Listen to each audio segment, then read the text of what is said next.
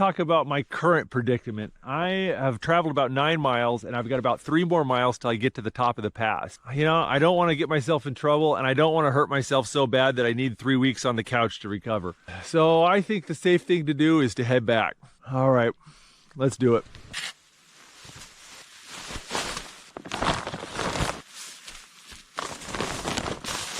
Oh yeah, there you go. That was a nice little shelter. Worked out really well. See, check it out. On the bottom of my skis, I've got this synthetic fur. Back in the old days, they would use real seal skin, but of course now we use synthetic stuff. But the